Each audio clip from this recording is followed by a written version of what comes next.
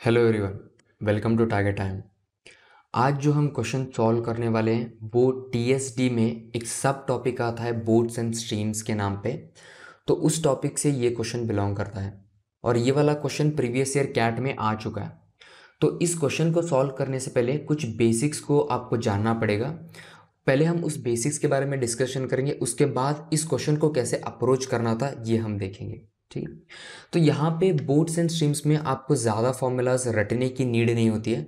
आपको सिंपली दो important concepts को याद रखना होता है और सिर्फ उन्हीं कॉन्सेप्ट्स की हेल्प से आप सारे क्वेश्चन को सॉल्व कर सकते हो।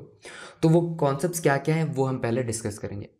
तो सबसे पहले आपको यहाँ पे क्या अज्यूम करना है कि यहाँ पे मैं एक स्ट्रीम ड्रॉ कर रहा हूँ, है ना। दो केसेस बन सकते हैं, तो हम यहाँ पे क्या करेंगे, दो स्ट्रीम्स यहाँ पे बना लेते हैं।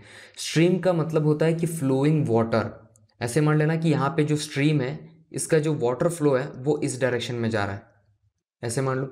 सिमिलरली ये वाला भी एक स्ट्रीम है जिसमें वाटर ना राइट साइड में जा रहा है, ये हम यहाँ पे मान लेते हैं। क्योंकि यहाँ पे दो केसेस ही बनने वाले हैं तो दो केसेस क्या होंगे इसके बारे में हम पहले देखेंगे, उसके बाद क्वेश्चन को कैसे अप्रोच करना है ये हम समझेंगे। तो यहाँ पे दो जगह पे हमने स्ट्रीम को ड्रॉ कर लिया।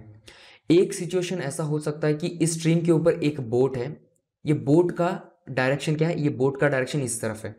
सिमिलरली एक और सिचुएशन में क्या हो सकता है कि ये बोट का जो डायरेक्शन होगा ये स्ट्रीम के अपोजिट हो सकता है।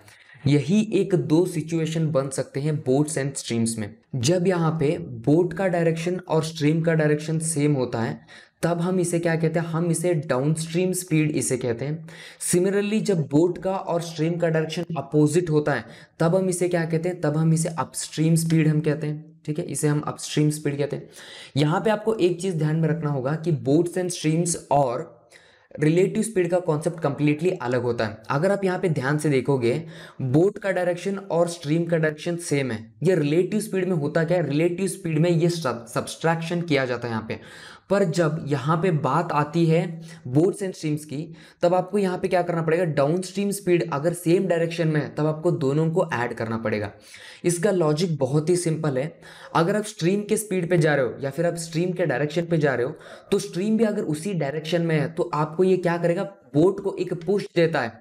वो पुश की वजह से होता क्या कि ओवरऑल स्पीड बोट का और इन दोनों का ज्यादा हो जाता है। तो यहाँ पे अगर आप बोट का स्पीड b मानते हो और स्ट्रीम का स्पीड आपने s माना है तो यहाँ पे डाउनस्ट्रीम स्पीड क्या होने वाला है, b प्लस एस यहाँ पे होने वाला है।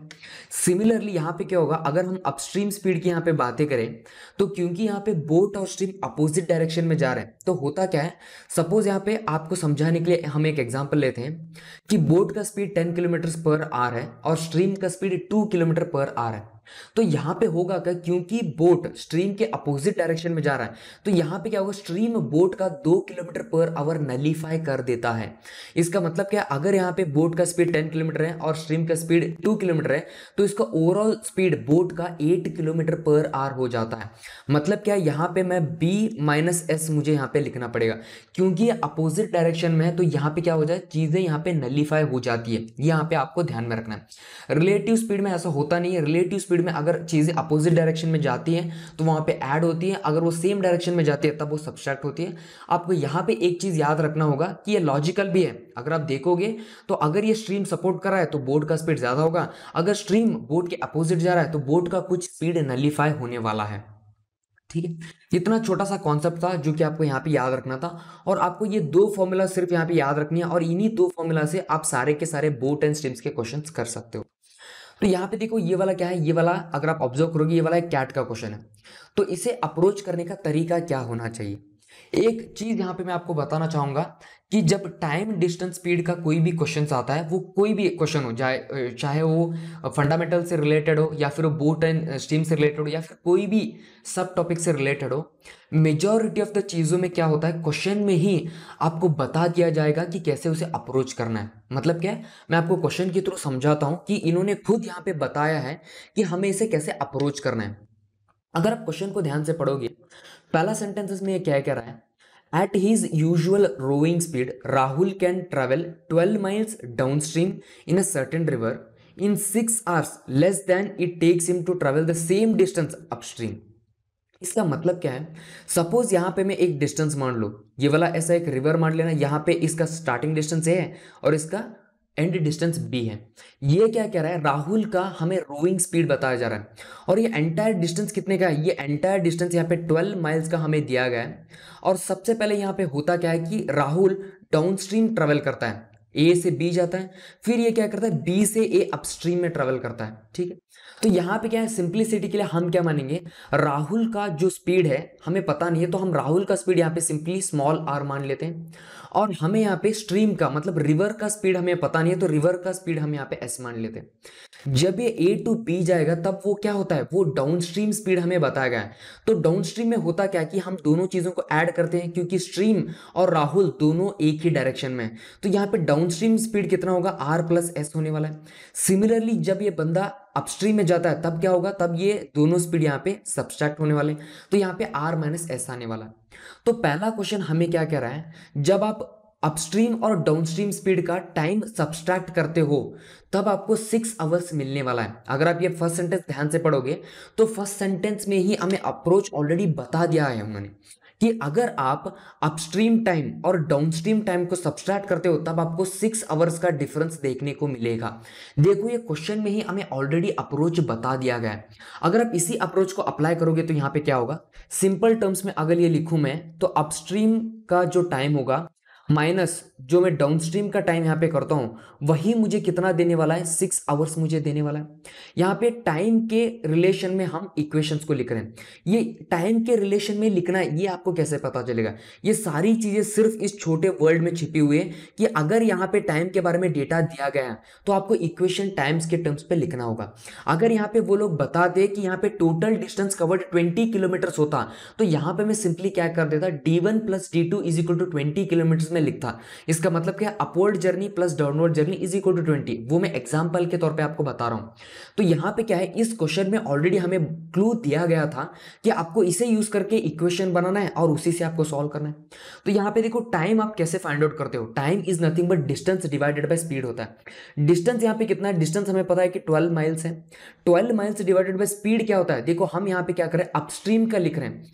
अपस्ट्रीम में यहां पे कितना है, अपस्ट्रीम में हमें स्पीड पता है कि आर माइनस एस है, तो सिंपली आप यहाँ पे क्या लिखोगे, आर माइनस एस लिखोगे, सब्सट्रैक्ट। यहाँ पे क्या है, डाउनस्ट्रीम में भी आप कितना जा रहे हो, डाउनस्ट्रीम में भी आप 12 माइल्स ही जा रहे हो। पर डाउनस्ट्रीम माइल में जब आप जाते हो तब आपका स्पीड कितना होता है, तब आपका स्पीड यहाँ पे आर प्लस एस होता है। दिस इज इक्वल टू हमें कितना दिया गया, दिस इज इक्वल टू हमें यहाँ पे 6 दिया गया। तो आगे इसे सॉल्व करने से पहले थोड़ा सा इसे सिंप्लीफाई कर लेते हैं हम। यहाँ पे देखो जब आप सिंप्लीफाई करते हो तो यहाँ पे कितना आता है, 12 यहाँ पे कॉमन ले लो। 12 कॉमन लेने के बाद यहाँ पे क्या होता है, अगर आप देखोगे ए माइनस बी और ए प्लस बी है, इसका मतलब क्या है, एलसीएम क्या होगा, ए स्क्वायर माइनस बी स्क्वायर यहाँ पे आने वाला है। इसके बाद देखो यहाँ पे r minus term already present है। यहाँ पे 12 हमने क्योंकि बाहर ले लिया है, दोनों जगह पे 1 बचे हैं, तो ये r प्लस एस जो होगा वो यहाँ पे आने वाला है, तो r प्लस एस यहाँ पे आएगा। ये r माइनस एस जो टर्म है ये यहाँ पे आने वाला है, पर क्योंकि यहाँ पे नेगेटिव टर्म है तो इन दोनों का साइन यहाँ पे चेंज होने वाला है, तो माइनस एस प्लस आर होगा।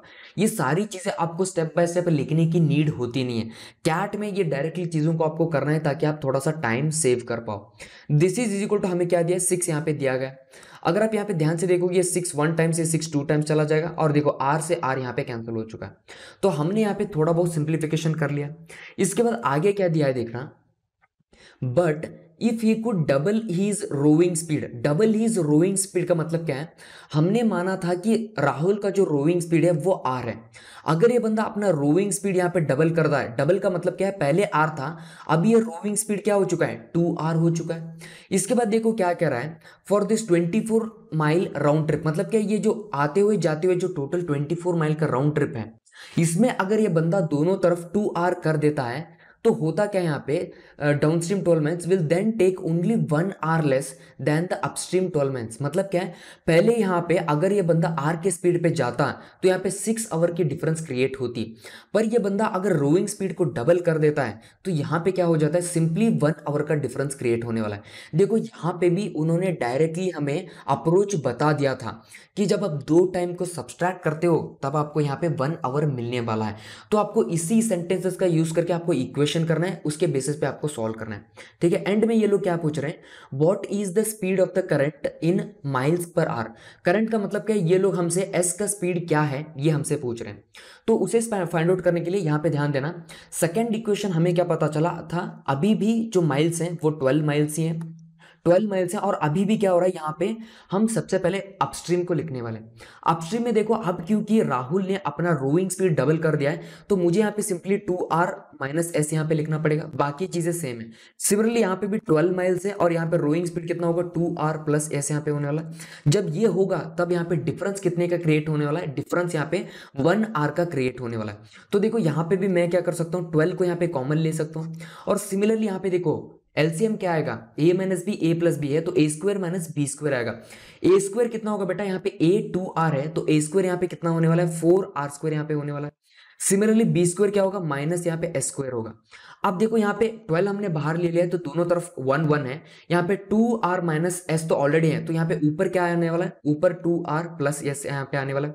सिमिलरली इस साइड में ये वाला टर्म आएगा, पर क्योंकि यहाँ पे माइनस साइन है तो इन दोनों का टर्म रिवर्स होने वाला है। तो यहाँ पे क्या होगा, माइनस 2r प्लस एस यहाँ पे होने वाला है। दिस इज इक्वल टू 1 हमें यहाँ पे दिया गया। अगर आप यहाँ पे ध्यान से देखोगे 2r से 2r यहाँ पे कट जाएगा। कटने के बाद यहाँ पे देखो दो इक्वेशंस, मतलब क्या दो अननोन वेरिएबल्स हैं और दो अननोन वेरिएबल्स को सॉल्व करने के लिए हमारे पास दो इक्वेशंस बन चुके हैं। तो हम इसे थोड़ा सा सिंप्लीफाई करके देखते हैं कि आगे आपको क्या करना था। इस वाले टर्म पे ध्यान देना। इसको अगर मैं RHS पे शिफ्ट करूंगा तो यहाँ पे क्या आने वाला है, R square minus S square is equal to यहाँ पे ध्यान दो, यहाँ पे 2 है, s प्लस एस यहाँ पे 2s हो जाएगा।